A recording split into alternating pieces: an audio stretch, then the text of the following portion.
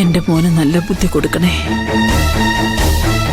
അനുവിനെ അവന്റെ മനസ്സിൽ നിന്നും എന്നേക്കുമായി ഇല്ലാതാക്കണേ.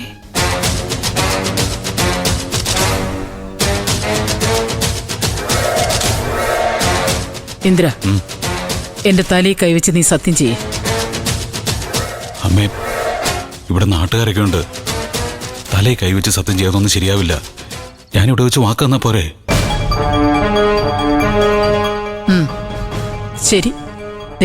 ദേവി നടയിൽ വെച്ച നീ വാക്ക് തരുന്നെന്ന് ഓർമ്മ വേണം. ഇനി ഈ വാക്ക് ഒരു കാരണവശാലും തെറ്റിക്കാൻ പാടില്ല. ശരി, സമ്മതിച്ചു. എങ്കിൽ സത്യം ചെയ്യ്.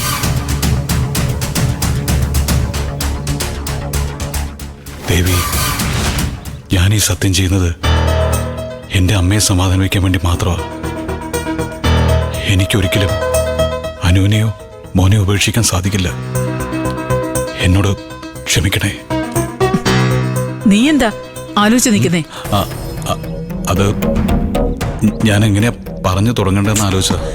ഇനി അതും ഞാൻ പറഞ്ഞു തരണോ? വേണ്ട. എങ്കിൽ സത്യം ചെയ്യ്. എന്റെ അമ്മയെ ഇതിന്റെയൊക്കെ ആവശ്യമുണ്ടോ? അമ്മയ്ക്ക് എന്താ എന്നെ വിശ്വാസമില്ലാത്തത്? നിന്നെ വിശ്വസിക്കാൻ കൊള്ളാത്തോണ്ട്. നീ പിന്നെ അവളെ കാണുമ്പോ അവളുടെ പുറകെ പോവും. അങ്ങനൊന്നും ചെയ്യില്ല അമ്മേ. ഇന്ദ്ര, നീ വെറുതെ എന്നോട് തർക്കിക്കാൻ നിൽക്കാതെ.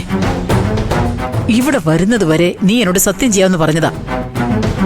ഇനി എന്നെ പറ്റിക്കാനാണ് ഭാവമെങ്കിൽ ഇനി നമ്മൾ തമ്മിൽ ഒരു ബന്ധവും ഉണ്ടാവില്ല.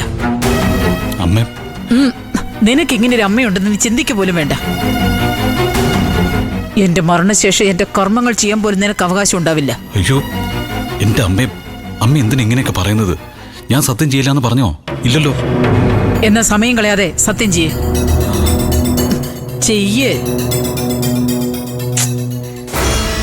ചെയ്യടാ. ഇനി ഞാൻ അനുവിനെയോ വിച്ചുവനോ കാണാനായിട്ട് പോയില്ല.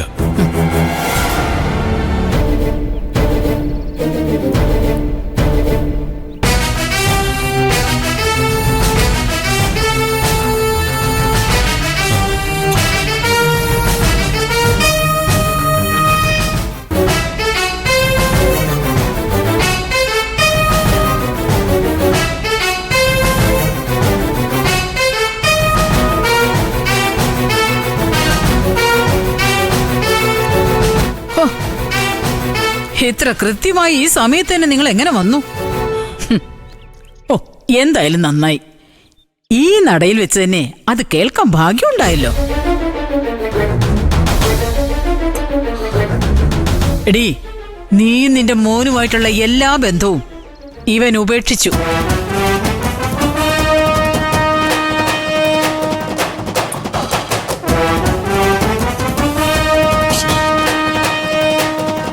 ഇനി ഒരിക്കലും നിങ്ങളെ കാണുകയോ സംസാരിക്കുകയോ ചെയ്യില്ലെന്ന് ഈ നടയിൽ വെച്ച് ഇന്ദ്രൻ സത്യം ചെയ്തു.